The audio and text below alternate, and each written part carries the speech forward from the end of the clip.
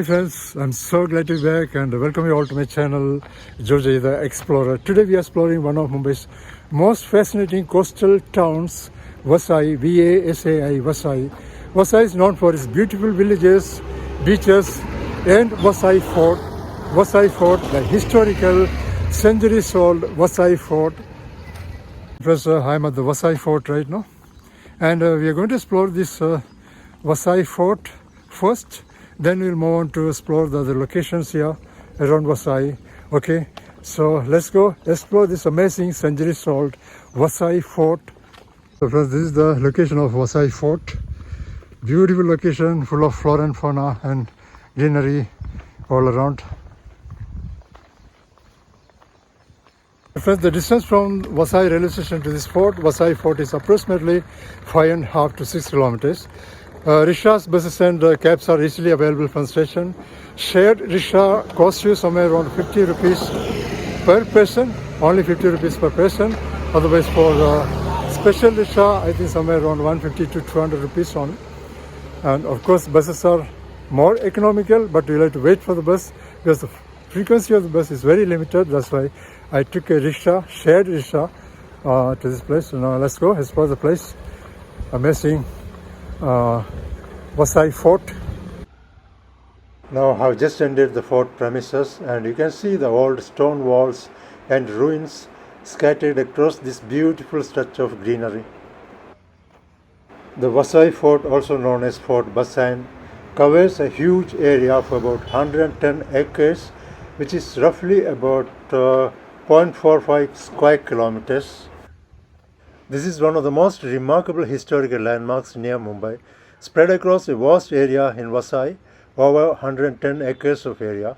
This fort stands as a reminder of India's rich colonial past and the changing powers along the Konkan coast. This fort has seen many rulers over the centuries. It was first under the Bahmani Sultanate, then the Gujarat Sultanate, and later in 1534 the Portuguese took over and turned it into the headquarters of their northern province. And during this period, the fort became a center of trade, administration, and religion. Churches, monasteries, and elegant Portuguese-style houses were built within its walls, making it a bustling European town by the sea.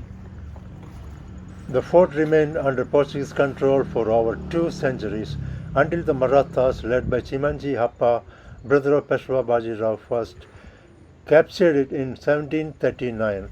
The victory was a turning point as Marathas raised their saffron flag over Vasai, ending Portuguese dominance in the region. Later, in the early 19th century, the British gained control of the fort, though it gradually lost military significance and fell into ruins.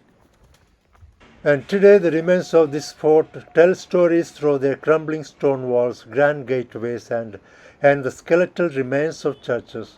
Nature has blended with history here. Creepers wrap around arches and birds nest in the old watchtowers. The fort has also caught the eye of filmmakers, serving as a backdrop for Bollywood and international films.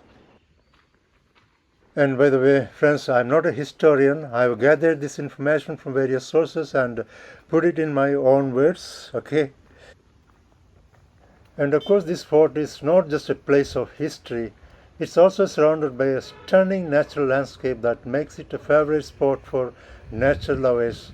Spread across a vast area, the fort is wrapped in greenery with tall trees, wild grasses and colorful shrubs, adding life to its ancient walls. During the monsoon season, the entire area turns into a lush green carpet, and you can often see peacocks, butterflies, and small birds fluttering around the ruins. And this makes Vasai Fort a perfect escape from city noise. And right next to the fort is this beautiful temple which adds a peaceful spiritual vibe to the historic surroundings, a perfect mix of history and serenity.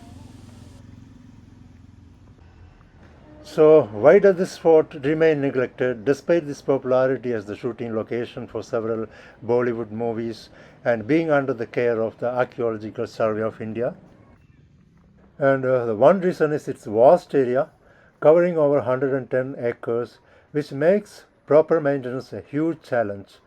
While the fort is under the care of the Archaeological Survey of India, limited resources and manpower mean that preserving every corner of the fort is very difficult. And over the years, nature has also taken its toll. Creeping plants, monsoon rains, and sea winds have slowly worn down the walls and buildings. Some parts of the fort are also difficult to access, which makes the restoration work even harder. Despite this, the fort continues to attract visitors who come for its history, photography, and serene green surroundings, keeping its spirit alive. Architecturally, the fort is an impressive example of European military design adapted to the Indian coastal environment. The walls are made of thick laterite stone and rise several meters high to withstand cannon fire and attacks. Now let's check out the other parts of the fort. And many people say that this fort, Vasai Fort, is haunted. Yes. And while there is no confirmed evidence, it's easy to see why such stories exist. Walking through the fort, you are surrounded by ancient crumbling walls, moss covered arches, and empty courtyards that have been abandoned for centuries. The silence, broken pathways, and overgrown vegetation give the place an eerie vibe, especially during early mornings and late evenings. The fort has witnessed centuries of battles, sieges, and the rise and fall of empires. Thousands of people once lived here soldiers, priests, traders, and local families. And the ruins are a reminder of lives long gone. And when you walk through dark corridors or see the shadow of old bastions against the setting sun, it's natural for your imagination to fill in the gaps. So, in my opinion, Vasai Fort is not haunted in a supernatural sense, but it does carry the weight of history, decay, and isolation, which can feel mysterious or spooky. That mix of history and emptiness is exactly what gives it that hauntingly beautiful atmosphere, making it both fascinating and slightly chilling to explore. Here is one English high school here, San Gonzalo Garcia English High School. Now we are heading out to explore Vasai Kolivada, which is just around the corner from the fort. And the Koliwada or fisherman colony is right next to the fort area, so most visitors also take a walk through the colony to experience the local coastal life here.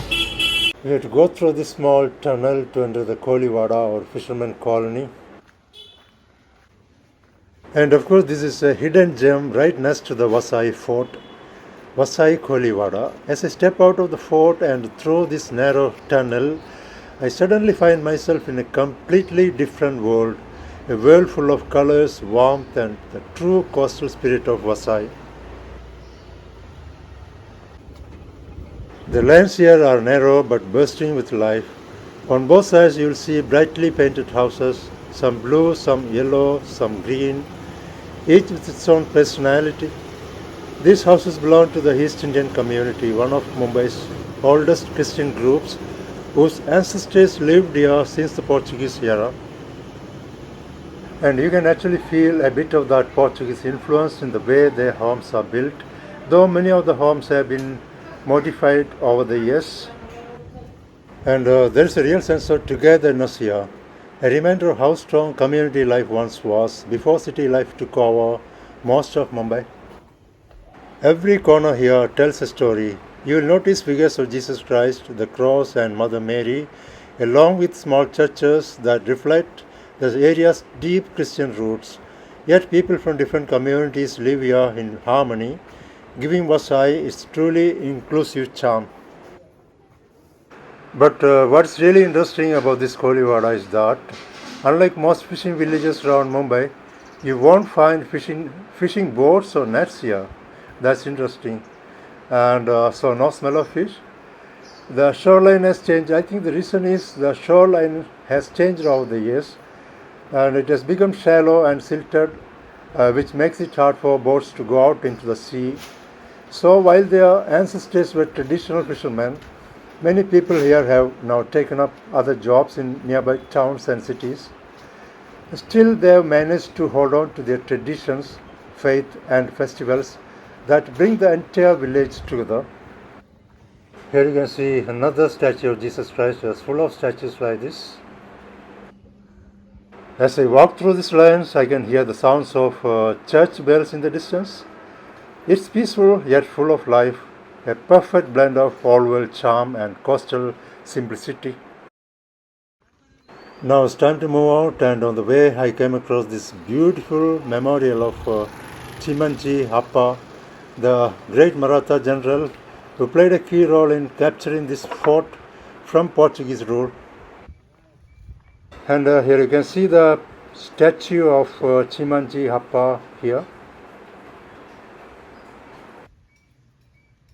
Chimanji Appa was the younger brother of Peshwa Bajirao I and one of the most respected Maratha general of his time.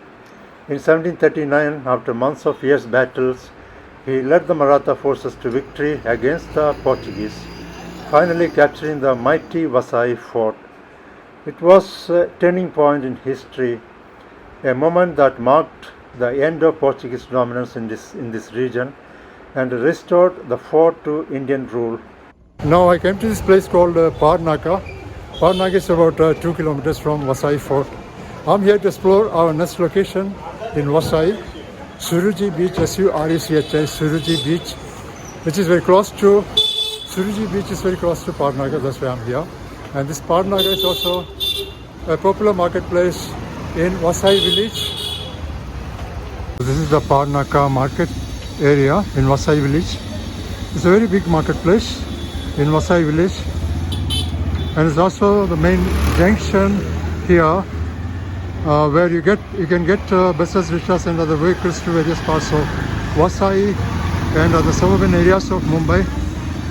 Par Naka, Naka means junction, so this is Par Naka.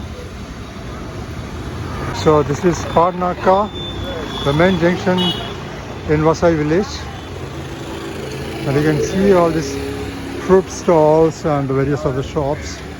There's one temple here. It's a big marketplace in Vasai village, Par Naka.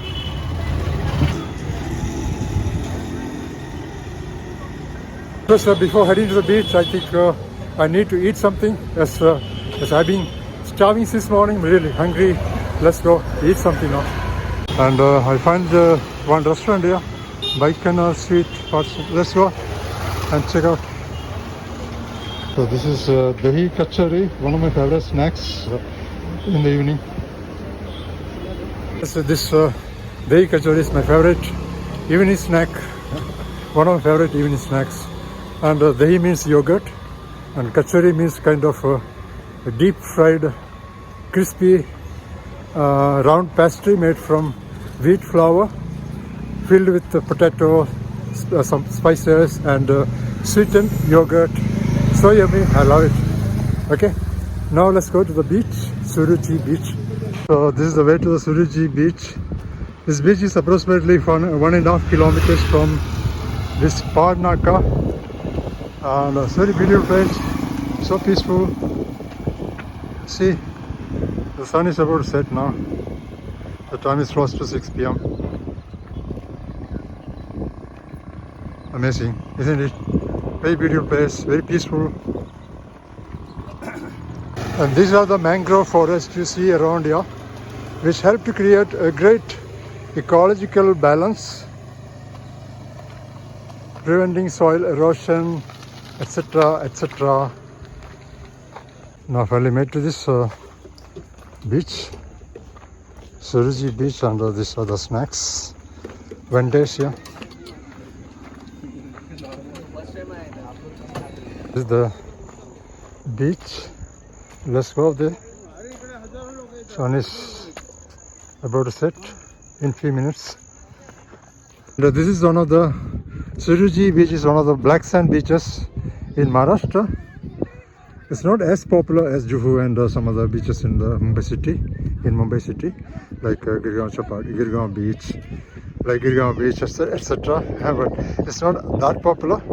But still, people live in nearby places, come to this beach, spend the evening like that. Yeah. So this is the black sand. See, this is the black sand beach. so black. It's not dead. It's a black sand. The color of the sand is black. Looks like dirty, but not that. But you can see this plastic waste around here. That's a bad thing.